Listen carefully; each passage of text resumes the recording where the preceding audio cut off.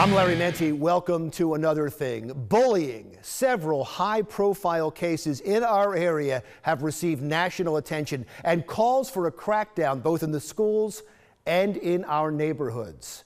We're going to explore the topic from several angles during this show, but let's start with Ellen Kolodziej in Philadelphia and the push there to fight back against the bullies. Ellen. Bullying nowadays isn't like the old times where a kid would just beat up another kid in the schoolyard. Now even adults are getting caught on camera behaving badly.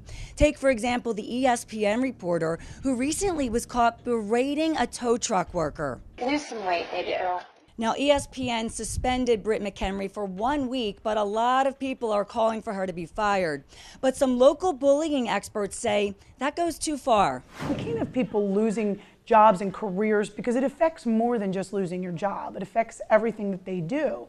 They need that education. They need awareness. They need to be held accountable for the decisions and the behaviors they make. So if it means suspending somebody for a little while to make their pocketbook a little less heavy, then that's what it needs to do. Maybe they'll think again. There needs to be training, and whether you work at ESPN or you work at corporate America or you work in a school, there's never enough awareness. And that's Dr. Claudio Cirillo's mission, to travel around the country raising awareness about bullying in all aspects of life. He was bullied as a kid, and he knows the pain. So the message is that I hope they reach out if they have an issue, and maybe that they can help to say, you know what, next time they see it happening, they can step in and stop it, or support and report it and tell somebody it's going on. Students at Bonner Prendy High School started the first anti-bullying club in the Archdiocese of Philadelphia. They say if they can stop one student from taking his own life, it's well worth it. We do like little activities and stuff. It's really helping, like rather than going to a teacher or someone, like it's easier to talk to more like of your peers. #BP Bully Free. So anti-bullying programs like the one here at Bonner Prendy are popping up all over the country. Even the Children's Hospital of Philadelphia is getting involved. They send out psychologists to elementary schools all over the area to spread awareness. And that way, once the kids get here to high school, they've already heard the anti-bullying message loud and clear. Reporting for Another Thing, I'm Ellen Kolodziej. Thank you, Ellen. Now for more on bullying, we want to continue the conversation with Detective Rick Bruccolierre from the Monmouth County Prosecutor's Office and also Andrew Yeager, who is with the Association of Student Assistance Professionals of New Jersey and was formerly the president. As a matter of fact, you just stepped down as the president. There's all these conversations about bullying. It is one of the most talked about topics in the country, especially when you get a high-profile case.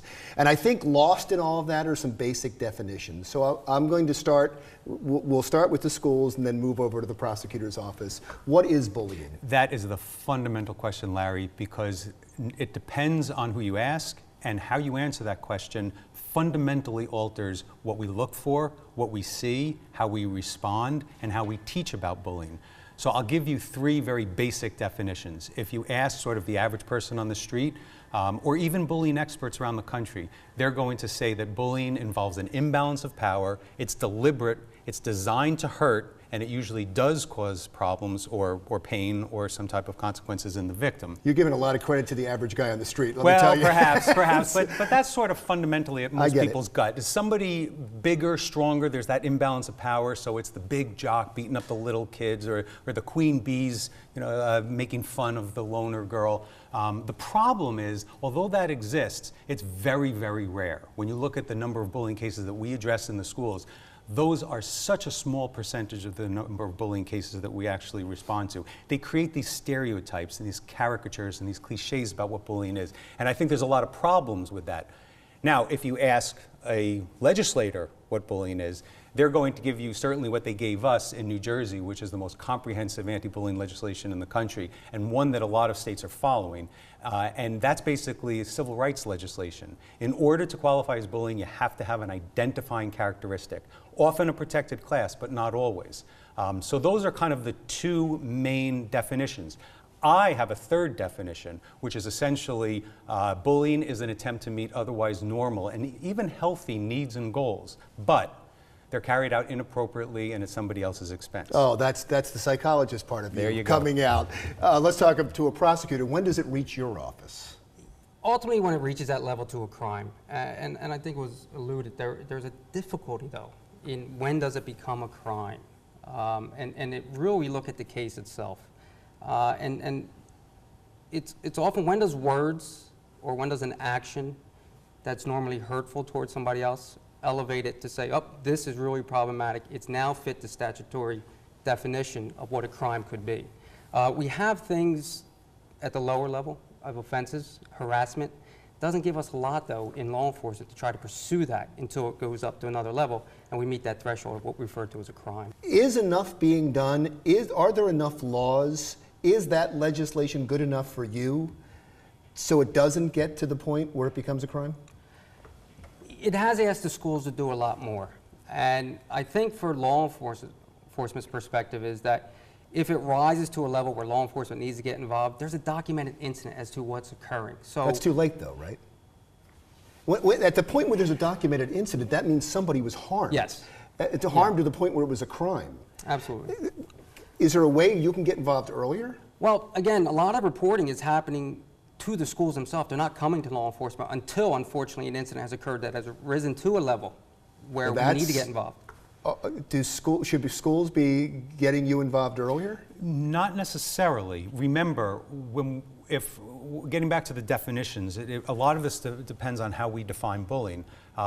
When the average person thinks about bullying, they think about something that they read about in the paper, some egregious act, and people say, why did this not get addressed earlier? In those situations, it's very easy to look back and say, oh, we should have done this sooner. And whether it's a bullying situation or a suicide or even a substance abuse issue, you can always say, we should have gotten involved a little bit sooner. And that's instructive, and I think it's always important to focus on that. But again, the overwhelming majority of bullying situations don't rise to the level where a crime was committed. And let's remember, bullying is not against the law. Should it be? That's difficult. It really is. I mean, at what point does something you say that offends another person simply become a bullying incident? If it's constant and hurtful? I mean, I think you can quantify some of these things. I think you can qualify and quantify some of these terms. Yeah, I agree. I mean, when it's repetitive and it continues, as I mentioned, and depending on the nature and how it happened, we have some things we can lean on. Like I said earlier, there was a stalking statute that we can deal with. There's a really great one that the legislatures came up with that was approved in January of last year, 2014. It's called the Cyber Harassment Law, which is phenomenal. Based what we had in the past on just harassment, it's difficult for law enforcement to issue legal process, a subpoena, and other things. But what the cyber harassment has allowed is moved it up from a disorderly persons offense to a fourth-degree crime. Now, with that, law enforcement can go ahead and issue certain things that allow us to try to get information and track down the offender, the person who's made that posting or comments online. Sadly, though, technology has allowed for people to communicate anonymously today. And that's a big problem. I love that we ended with cyberbullying because that's the topic in our next segment. But first, I want to thank Detective Rick Bruccolierre from the Monmouth County Prosecutor's Office and also Andrew Yeager, who just stepped down as president of the Association of Student Assistance Professionals of New Jersey. As I said, we're going to talk about cyberbullying. Guess what? There is an app for that. Kimberly Kravitz has that story next.